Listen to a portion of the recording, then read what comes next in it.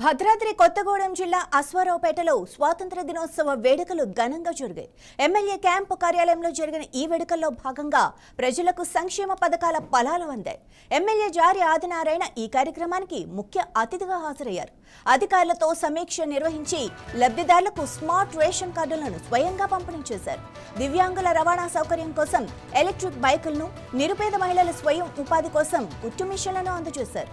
తమ ప్రభుత్వం ప్రజల సంక్షేమం కోసం కట్టుబడి ఉందని జారి ఆదినారాయణ అన్నారు. ప్రభుత్వం అందిస్తున్న ప్రతి పథకం అర్హులైన చివరి నిరుపేద వరకు చేరటమే తమ లక్ష్యమని అన్నారు.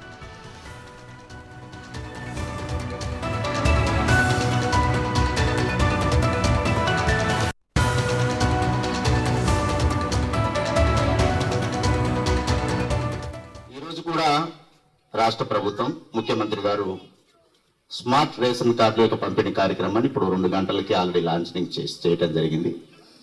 ఈరోజు ఒక 5గురికి రేషన్ కార్డుల పంపిణీ కార్యక్రమం చేయటం, అదేవిధంగా ఇందిరమ్మ ఇళ్ల సెకండ్ ఫేజ్ ఒక 5గురికి ఈరోజు పట్టాలు ఇచ్చే కార్యక్రమం, అదేవిధంగా మరి ఐసిడిఎస్ ద్వారా ఈరోజు ఏదైతే నిరుపేదలు ఉన్నారో ట్రైసైకిల్స్ కూడా ఈరోజు పంపిణీ చేసే కార్యక్రమం, ఎన్ఎఫ్డిఎస్ కింద ఇచ్చినటువంటి సుమారు 24 మంది లబ్ధిదారులకి ఈరోజు కూడా పంపిణీ వారికి కూడా ఇచ్చే కార్యక్రమాన్ని ఈరోజు మనం చేపడుతూ ప్రతిభ కనబరిచినటువంటి వారికి మనం బహుమతి ప్రదానోత్సవం ఇస్తూ ఈ కార్యక్రమం చేపట్టాలని మళ్ళీ అధికారులందరూ కూడా ఒక నిర్ణయానికి రావడంతో మేమందరి కార్యక్రమాన్ని మళ్ళీ చేపట్టడం జరుగుతూ ఉంది.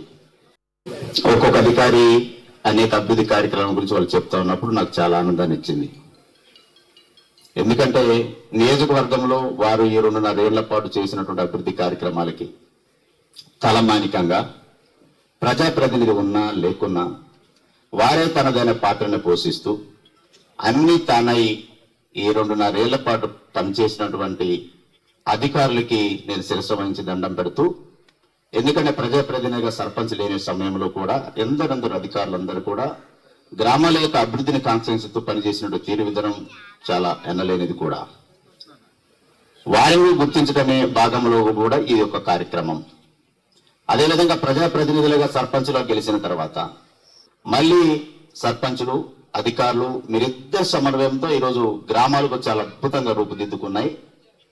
కాబట్టి అందరి యొక్క సమిష్టి కృషి వల్ల ఈరోజు గ్రామాలు చాలా బాగున్నాయని చెప్పేసి నేను అందరికీ తెలియజేస్తా ఉన్నా.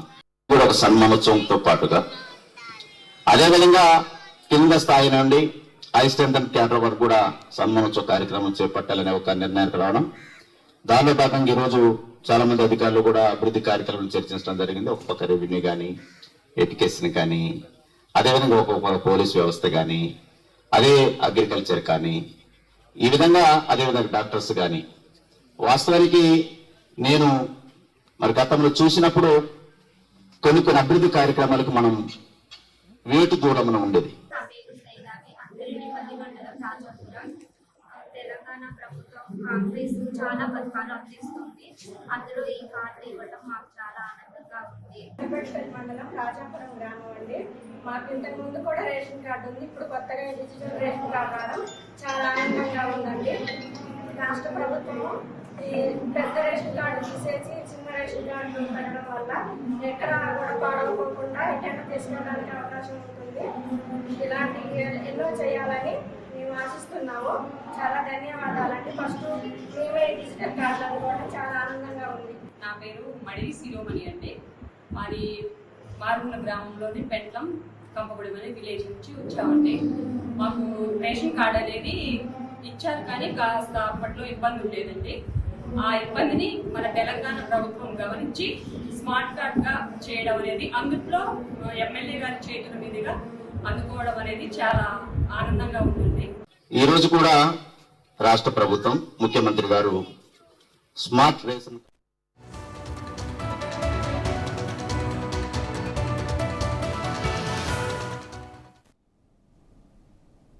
తిరుమల కొండపై భక్తుల రద్దీ ఏమాత్రం తగ్గటం లేదు. సర్వదర్శనానికి 20